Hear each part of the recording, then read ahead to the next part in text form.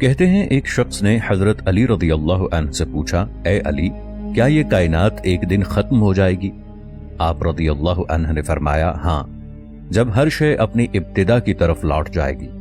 جیسے سمندر اپنی لہروں کو واپس کھینچ لیتا ہے، ویسے ہی وقت بھی اپنی لکیروں کو سمیٹ لے گا۔ آج سائنس اسے بگ کرنچ تھیوری کہتی ہے کہ کائنات ایک دن واپس سمٹ جائے گی، جیسے کسی نے فلم کو ریورس چلا دیا ہو۔ اور یہ بات حضرت علی رضی اللہ عنہ نے اس وقت کہی جب انسان ابھی آسمان کو بھی مکمل نہیں جانتا تھا۔ ایک اور شخص نے پوچھا، یا علی، روشنی اور اندھیرا کیا ہے؟ حضرت علی رضی اللہ عنہ نے فرمایا، روشنی علم ہے، اندھیرا جہالت، اور اللہ نے کائنات کو علم سے روشن کیا، پھر اندھیرے کو ایک پردے کی طرح رکھا تاکہ انسان تلاش کرے۔ آج سائنسی زبان میں یہی تصور ڈارک میٹر اور ڈارک انرجی کے نام سے جانا جاتا ہے، ایک ایسا اندھیرا جو سب کچھ تھامے ہوئے ہے مگر خود نظر نہیں آتا، جیسے علم جو چھپا ہوا ہے مگر سب کچھ اس سے چل رہا ہے۔ ایک بار ایک فلسفی نے سوال کیا، اے علی، کیا زمین کے علاوہ بھی کہیں زندگی ہے؟ حضرت علی رضی اللہ عنہ نے فرمایا، رب العالمین نے آسمانوں کو خالی نہیں بنایا، ہر فلک پر مخلوق ہے جو اپنے رب کی تسبیح کرتی ہے۔ یہ وہ وقت تھا جب انسان زمین کے باہر کچھ جانتا ہی نہیں تھا۔ آج ناسا کے سائنسدان ایکزو پلانٹس اور ہیبیٹیبل زونز کی تلاش میں ہیں، اور قرآن اور علی رضی اللہ عنہ کے یہ الفاظ حقیقت کا دروازہ کھول رہے ہیں۔ ایک نوجوان نے حیرت سے پوچھا، یا علی رضی اللہ عنہ، کیا انسان کے اندر کوئی کائنات چھپی ہے؟ حضرت علی رضی اللہ عنہ نے فرمایا، تم سمجھتے ہو تم ایک جسم ہو، تمہارے اندر ایک پوری کائنات ہے اور تم خود اس کے مرکز میں ہو۔ یہ وہی بات ہے جو آج کوانٹم فزکس کہتی ہے کہ انسان کے جسم کے ہر ایٹم میں ایک چھوٹی کائنات چھپی ہے اور ہر ذرے میں وہی اصول کار فرما ہیں جو کہ کہکشاؤں میں ہیں۔ ایک سوال آیا، اے علی رضی اللہ عنہ، خواب کیا ہے؟ فرمایا، خواب وہ دروازے ہیں جن سے روح وقت سے آزاد ہو جاتی ہے، کبھی وہ ماضی دیکھتی ہے، کبھی مستقبل، مگر جسم زمین پر ہی رہتا ہے۔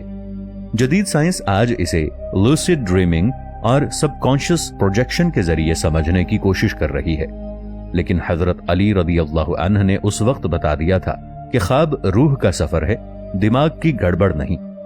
کسی نے پوچھا، اے علی رضی اللہ عنہ، علم کیا ہے؟ آپ رضی اللہ عنہ نے فرمایا، علم ایک ایسی روشنی ہے جو اللہ جس کے دل میں چاہے ڈال دیتا ہے۔ نہج البلاغہ حکمت 147۔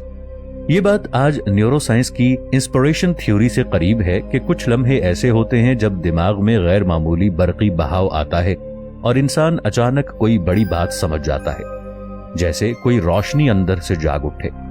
کسی نے پوچھا، یا علی رضی اللہ عنہ، سب سے بڑی بیماری کیا ہے؟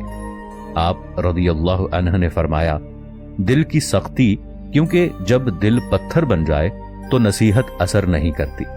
غرر الحکم، یہ روحانی جملہ آج سائنسی معنی رکھتا ہے۔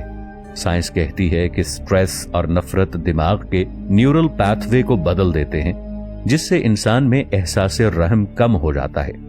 ایک بار آپ رضی اللہ عنہ نے فرمایا، دنیا کی حقیقت ایک سایہ ہے، چلتی رہتی ہے مگر تھمتی نہیں۔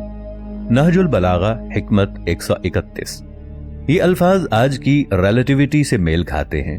سائنس کہتی ہے کہ وقت اور مادہ دونوں مسلسل حرکت میں ہیں، کائنات میں کوئی چیز مطلق طور پر ساکن نہیں، وقت بھی بہتا ہے، روشنی بھی اور انسان بھی۔ کسی نے پوچھا، یا علی رضی اللہ عنہ، کیا ہر چیز کا کوئی جوڑا ہے؟ آپ رضی اللہ عنہ نے فرمایا، اللہ نے ہر چیز کو جوڑوں میں پیدا کیا ہے تاکہ ایک دوسرے سے پہچانی جائے۔ غرر الحکم، یہی اصول کوانٹم فزکس میں میٹر اینٹی میٹر سیمیٹری کہلاتا ہے، جہاں ہر ذرے کا الٹ وجود ہوتا ہے، پلس کے مقابل مائنس، الیکٹران کے مقابل پروٹونز۔ حضرت علی رضی اللہ عنہ نے یہی حقیقت 1400 سال پہلے بیان کر دی تھی۔ ایک اور سوال ہوا، یا علی رضی اللہ عنہ، کیا انسان ایک ہی دنیا میں جیتا ہے؟ آپ رضی اللہ عنہ نے فرمایا، نہیں، انسان دو جہانوں میں بستا ہے، ایک جہاں وہ سانس لیتا ہے اور دوسرا جہان وہ جہاں اس کے اعمال گونجتے ہیں۔ نہج البلاغہ خطبہ 86۔ یہ بیان آج کی ملٹی ورس تھیوری سے جڑتا ہے۔ سائنس کہتی ہے کہ کائنات ایک نہیں ہے بلکہ بے شمار متوازی جہان یعنی پیرالل ریلیٹیوٹیز ہیں، جہاں ہر عمل، ہر فیصلہ ایک نئی حقیقت کو جنم دیتا ہے۔ حضرت علی رضی اللہ عنہ کا فرمان گویا یہ اشارہ دیتا ہے کہ ہر نیت، ہر عمل ایک نیا جہان پیدا کرتا ہے۔ ایک شاگرد نے پوچھا، یا علی رضی اللہ عنہ، کیا انسان اپنی روحانی بیداری دوبارہ حاصل کر سکتا ہے؟ آپ رضی اللہ عنہ نے فرمایا، ہاں، جب وہ اپنے دل کو پاک کر لے، کیونکہ دل ہی وہ آئینہ ہے جس میں رب کی جھلک دیکھی جا سکتی ہے۔ نہج البلاغہ حکمت 108۔ آج نیورو سائنس کہتی ہے کہ دل صرف خون پمپ نہیں کرتا بلکہ اس میں 40,000 نیورونز ایسے ہیں جو شعور کے سگنلز دماغ کو بھیجتے ہیں، یعنی یہ دل واقعی سوچتا بھی ہے۔